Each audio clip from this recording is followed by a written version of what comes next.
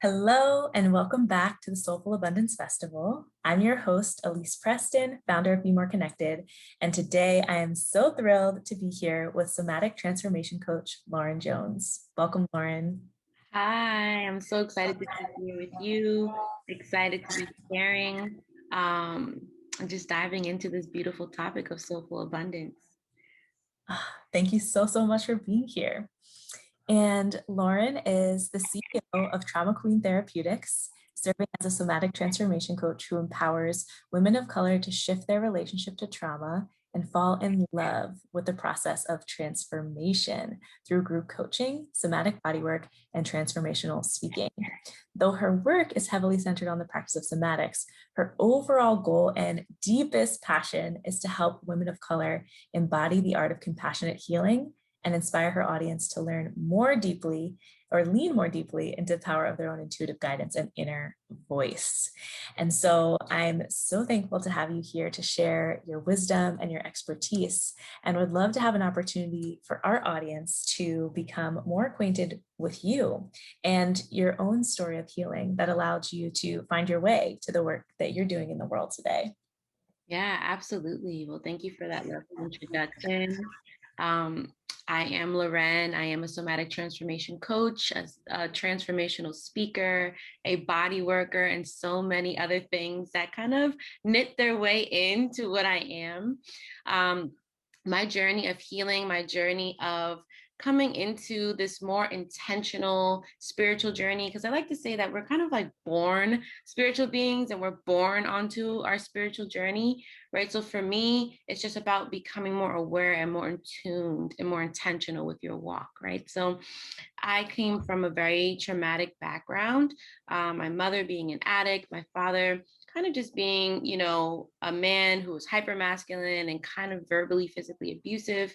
And walking that walk was very hard for me. And so my life just kind of always was left searching for, joy, really, trying to figure out how to move my way through these rough patches of trauma, noticing that it's not just about the moments that it happens, but more so about the aftermath of what was following me, right? Mood switches, problems in relationships, problems relating to my own self.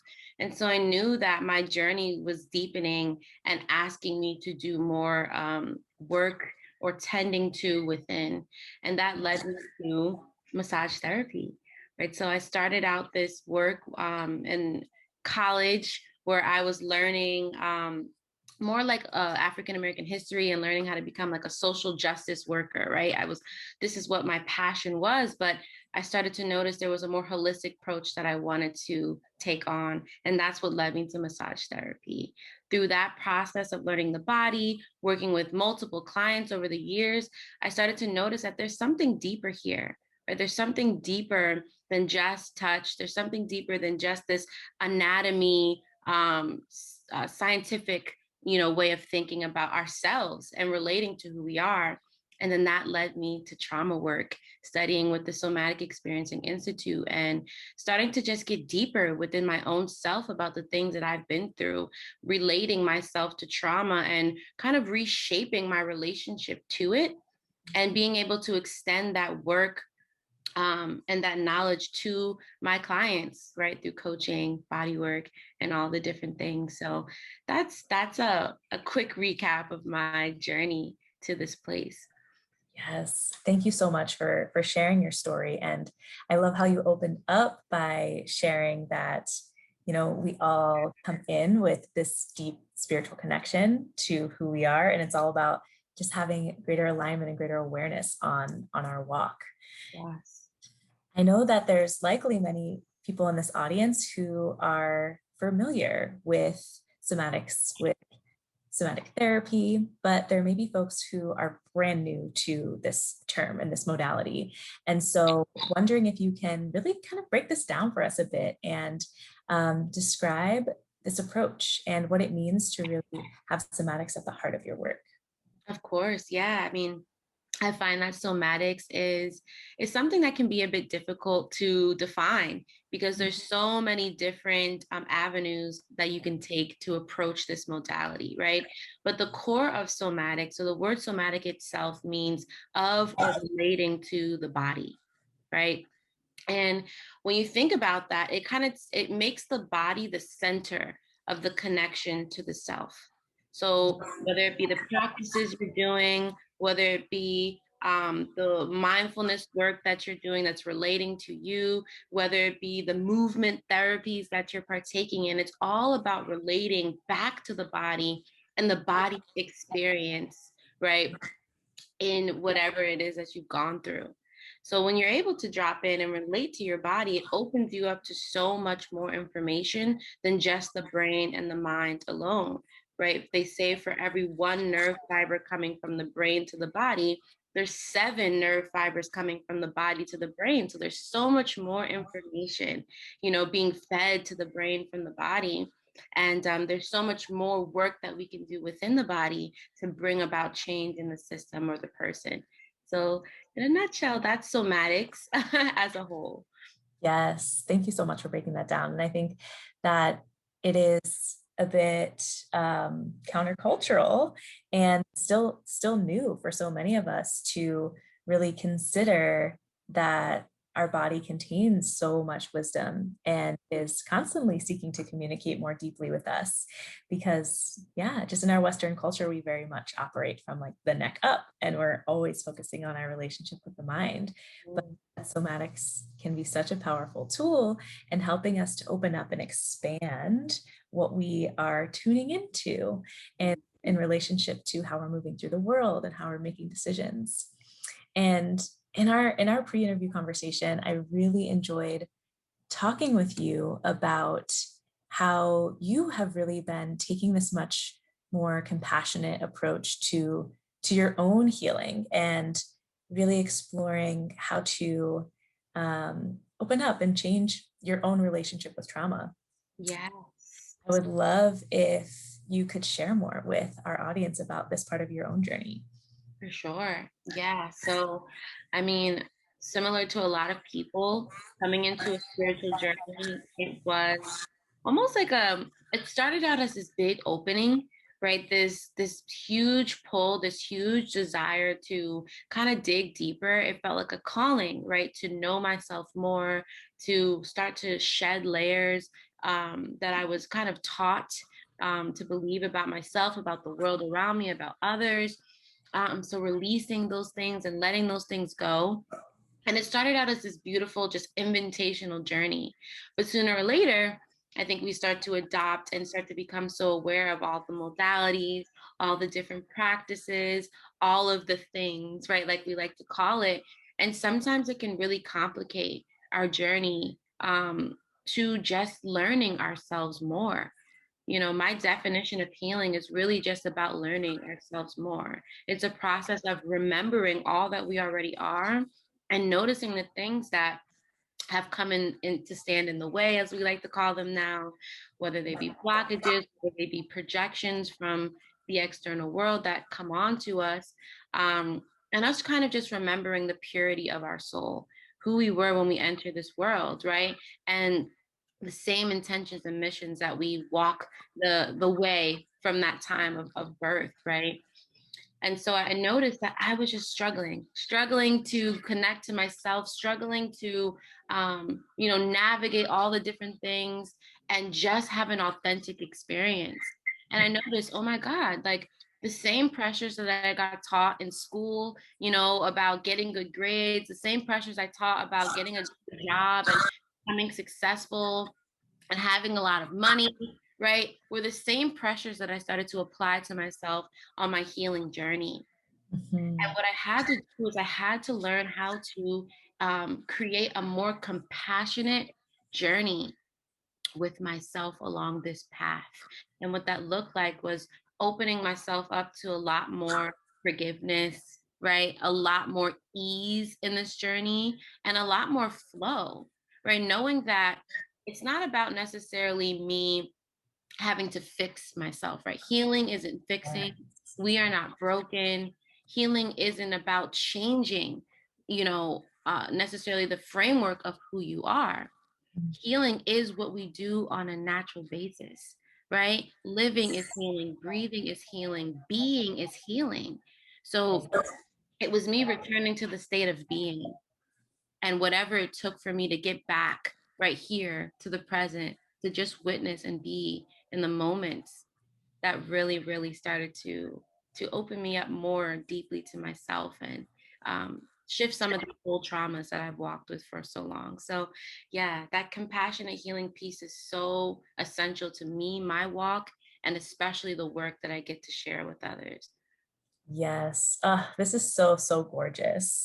And I feel like I can so relate to that experience of when I first started my own healing journey, feeling like I was on this treadmill or just this aggressive journey with myself about always trying to find things to fix and being very perfectionistic about the process of healing. Like when I was going through my yoga teacher training journey, I feel like that was so expansive to be surrounded by different teachers and mentors and community Mm. where I was, just had that consistent reminder that like healing isn't about necessarily like aggressively pursuing or doing anything. As you shared, like it's about returning to this natural way that our body is always seeking to be in greater harmony and rhythm. And that, oh, I just love how you said that.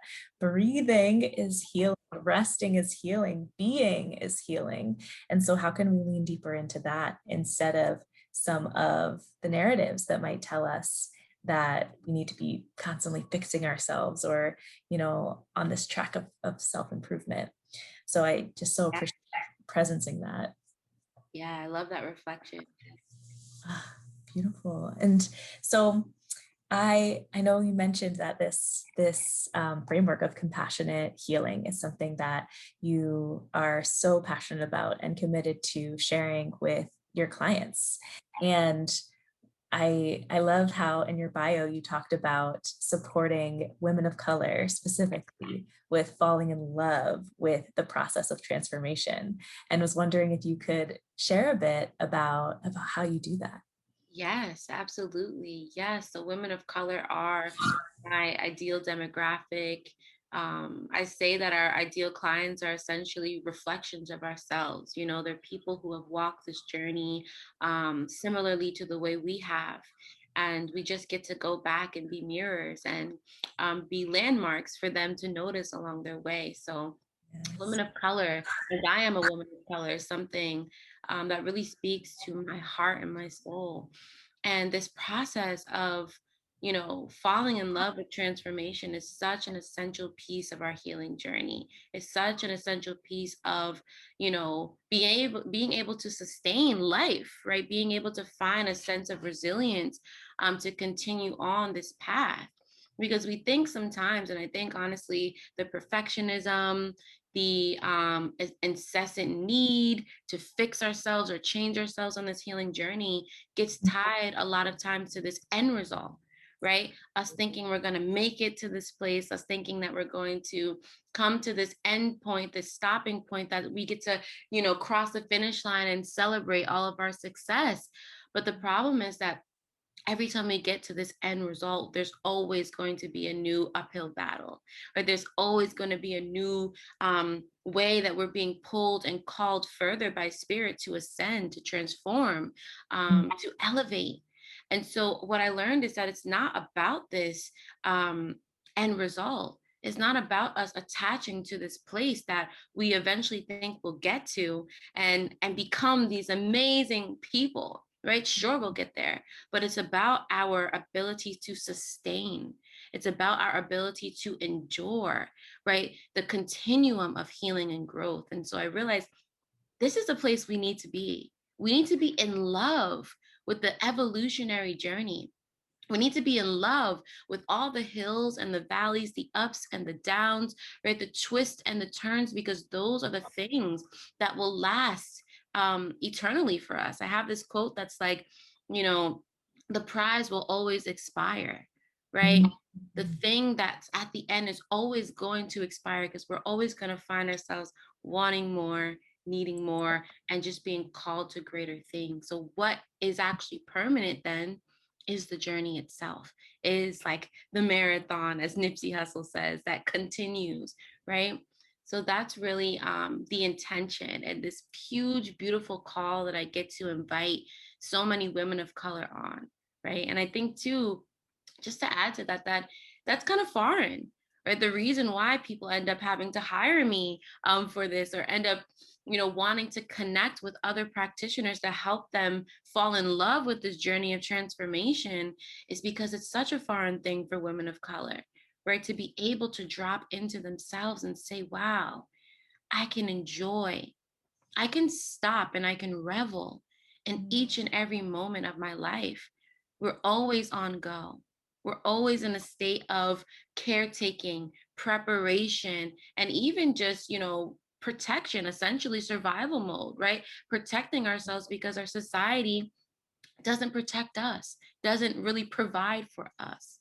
So we're always on this path of finding this, this way of being, um, more successful, more happy, more provided for. But really, what's underneath that is this desire to be here, to be alive.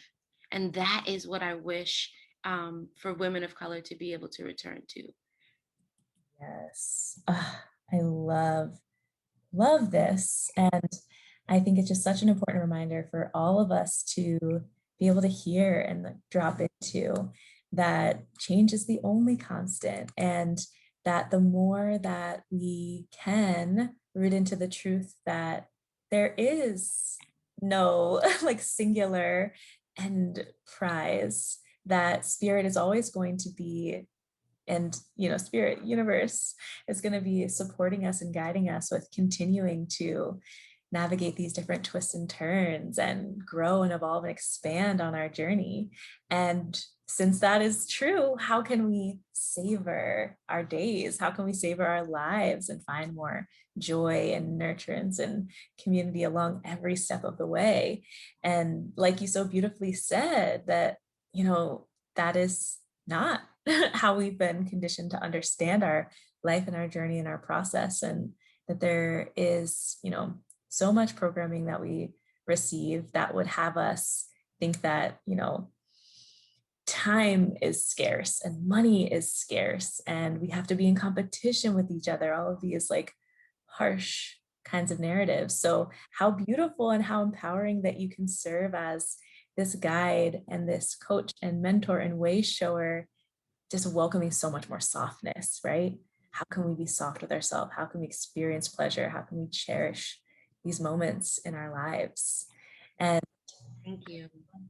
oh my gosh, of course. And even it's like the way that you are communicating and speaking, the way I'm receiving your energy right now is just like so soft and so love and heart centered. Like I feel that from you. And I know within your own journey that there's likely been some experiences of really, trying to navigate what does it look like to operate in a soft way in a world that is often quite harsh. And curious about your own journey and how you've been learning to drop into more surrender and more trust since stepping into entrepreneurship. Yes. Oh my God. Surrender and trust are like the only things that really get me through entrepreneurship itself, but especially life, right? And it's funny you say, yeah, this journey to being more in my softness, being more in my feminine energy, being more in just a space of openness to receive, from the universe, has been a complete 180 turnaround from where I used to be, right? I was raised by my father. I was raised in a very hyper masculine way. And that hyper masculinity was something I was actually prided for, right? It Mhm. was my way of receiving worthiness. It was my way of receiving dignity, recognition, belonging. this was one of my main survival strategies, right? Mhm. Was to be firm, was to be harsh, was to be in this masculine go-getter energy. And I clung to it. I used to cling so tightly to it because of all the things I've seen it do for me, right? Right. The hustle can get you very far, but Mhm. sooner or later you start to feel the burnout. And this is where I started to have this pivot point from massage therapy into trauma work, right? Where Mhm. I noticed that I can't just muscle my way through life and not be depleted at the end, right? I can't just keep thinking that I'm just going to come here, over deliver, give all of me away to everyone, and at the end of the day, feel fulfilled because literally I'll be empty. So, this Yeah. process of reclaiming, honestly, my femininity, recreating a new relationship with my inner divine feminine, and just starting to soften to the ways that I'm already being carried, I'm already being loved, I'm already being supported, I'm already being provided for, has Yeah. opened me up so abundantly to this world of entrepreneurship, to Mhm. receiving and giving love in my own personal life, right? To being more of a grounded and connected mother on my Mhm. journey, and even just serving within my clients.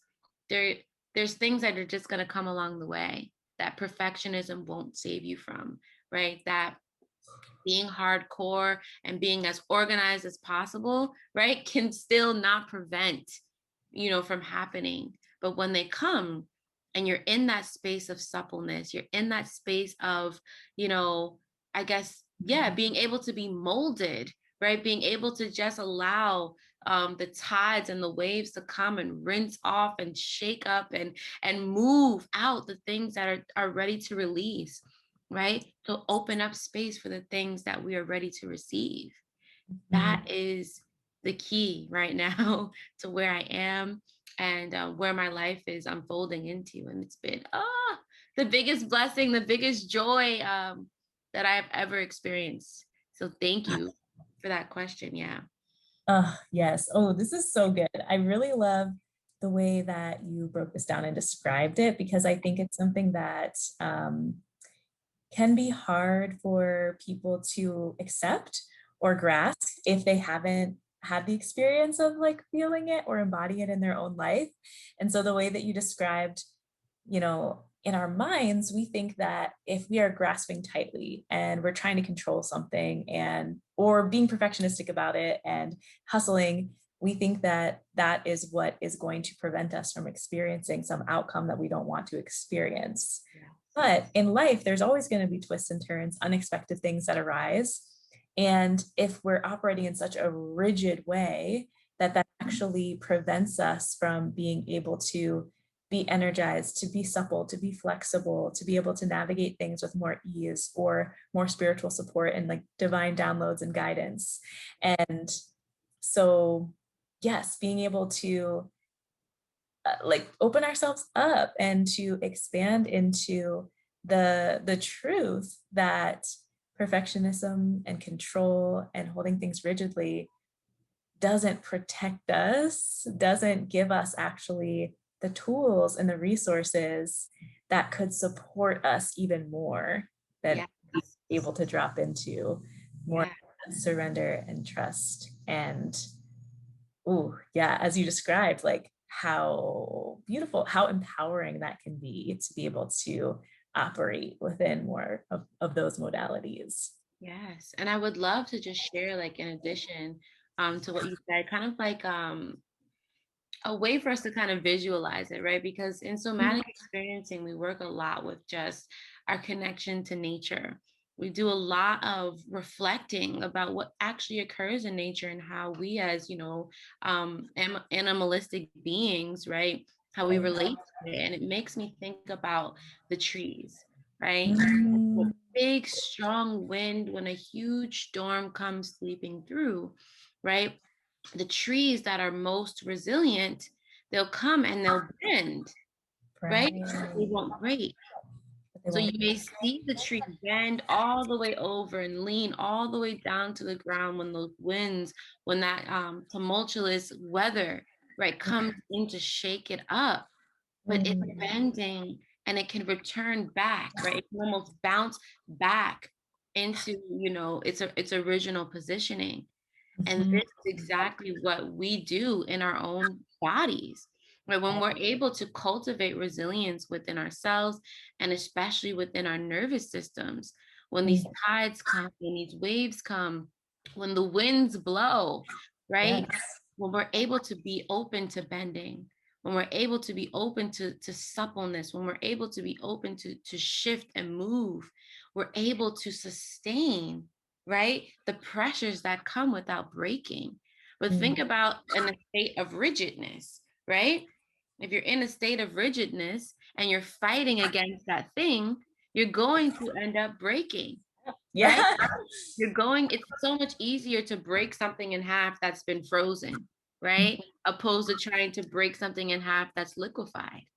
Right. So it's that process of being able to bounce back Yeah. into ourselves, to be open to shifting and coming back, that really, Mhm. really grounds us and roots us in this process of life, and being able to sustain the things that come our way.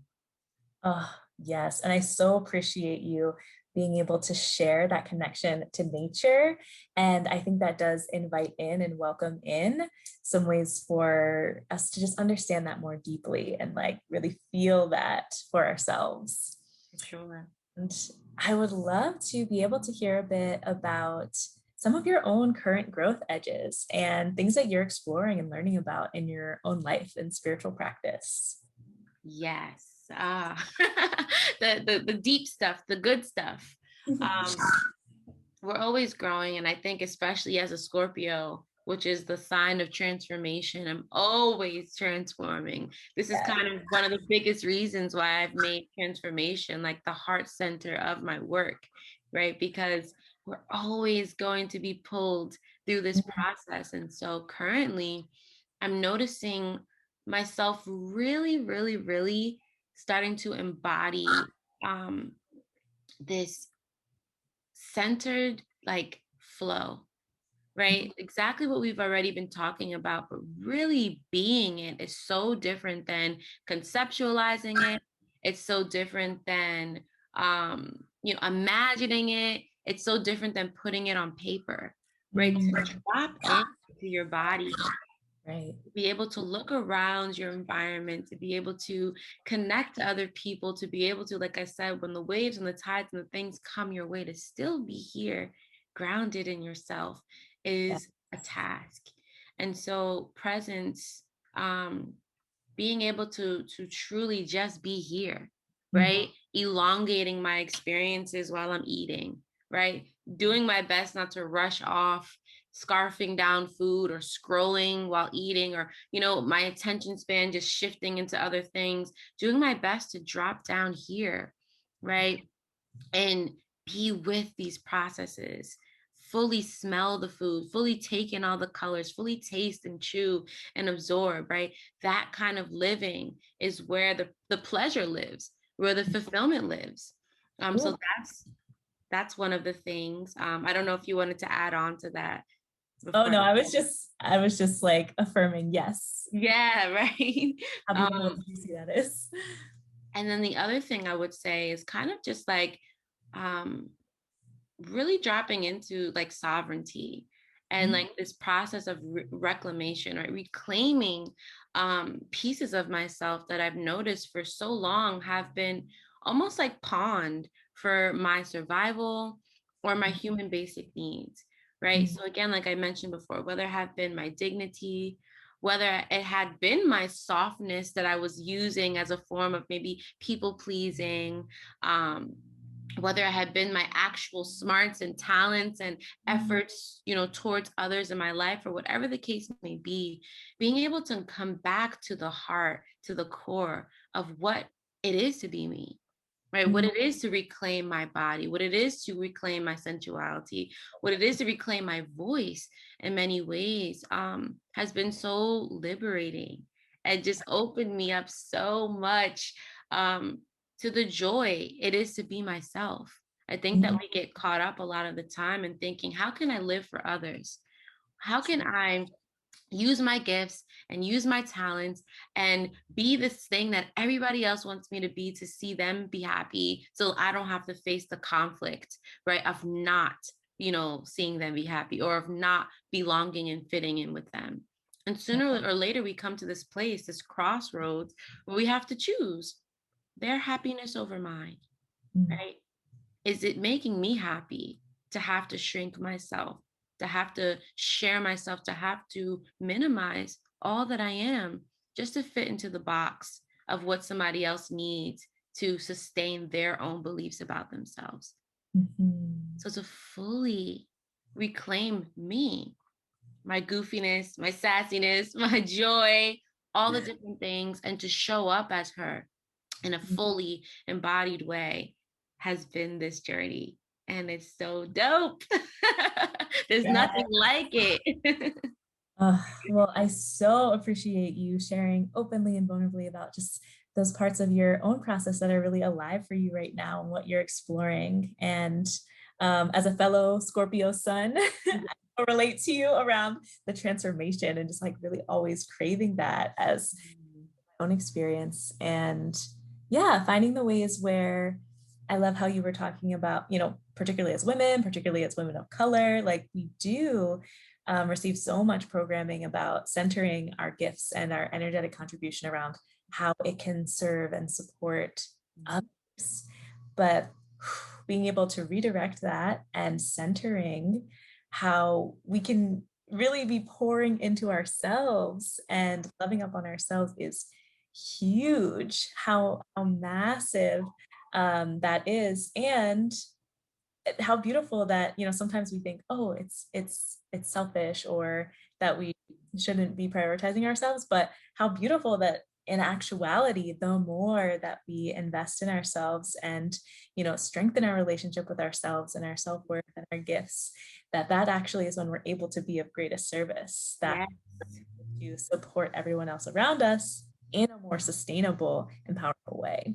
Yeah. Like the process of filling up your cup, right? When you're on E, I always say like it's similar to the Snickers bar commercial, right? Like you're not you when you're hungry. And like my self-love translation of that is you're not you when you're empty. So we want to show up and we want to live these fulfilling lives, and we think we're going to find it in all the things outside of ourselves. And when we do, we find ourselves not even being ourselves, because you're in a state of depletion. You don't have the energy, you don't have the life force necessary to be vivacious, right? To be full of life, to be vibrant. We Yes. need to fill up our cup, because, like you said, we'll be of more service when we can give from our overflow, when we can give and still be whole. That's the thing, right? The that we magic. that we get to reclaim in this time. Like, how can I give and still be full? How do Mm, I maintain that? How do I make that possible for myself? yes. And I love that. I feel like that's a beautiful question to really to give to the audience. How can I give and still be full? And get curious around what are the practices, what are the community that we get to surround ourselves with, what are the supports that we need in order to consistently cultivate that. Yeah. And I feel like this conversation around filling up our cup really blends in really nicely with the question that I love to ask all of our guests for the summit, which is, what does soulful abundance mean to you? Mm. Firstly, I just love the title Soulful Abundance, right? It's really the core of my entrepreneurship journey. Luckily, thankfully, I was able to come into this walk of entrepreneurship with my coach, Melissa Rees, and she is a soulful business coach, right? So she helped me to start this journey, acquainting myself to abundance in my business from this soulful place, right? And what that really taught me, what it grounded me in, is that I am the currency, Mm, right? yes. We, the beings, we, the life force, we literally are the currency. And so, this process of entrepreneurship, this process of being a business owner, this process of right, getting money, whatever you want to call it, essentially is just a reflection of your own inner work. Mm. Essentially is just a reflection of your own relationship to yourself, your own willingness to learn and unlearn, your own willingness to recall, right? The depths of you and align yourself, right? Because it's one thing to recall, it's one thing to remember or reflect. And again, have these things in our mind's eye, know them, but to implement, to bring them into fruition through our movements, through the things that we get to do here on earth. When we align to those beliefs and we live according to what we know that we are, we just attract. There's just this flow. And I know for a lot of people in the West, I know for a lot of people who grow up with this capitalistic form of thinking and relating to money, it's so hard to accept that what? Like, I just do the thing I want to do. And I just align myself with this version of myself that I want to be. And then money's just going to come my way in abundance. Yeah, because money is Honestly. a form of abundance, you know? Yes. Abundant living is about you being fulfilled. It's about you receiving this endless overflow of love, this endless overflow of access to more life, this endless overflow of access to more joy, or the things that bring you right peace. The money is just there to Mm. move you around, right? But really, if you inside, have this internal innate connection, yeah, to the overflow, to the source who pours into you, you'll never run dry. So that's Mm. really my relationship to it. I don't know if I answered the question. 100%. I think you answered this so beautifully. And I just feel so grateful to have had this conversation with you today because I know that it has been so beautiful and so nourishing for me to be in connection with you. And I'm so excited to be able to share this conversation out with a larger audience. And I would love for you to be able to share ways that our audience can stay connected with you, find you, be able to work with you, and support the incredible work that you're doing in the world. Absolutely. Well, firstly, thank you so much again for having me. It's beautiful connecting to you, right? Another woman of color who's just in this space of creating more lanes and opening more space for people to learn, people to love, people to relate to one another in this soulful way. So thank you so much for having this conversation.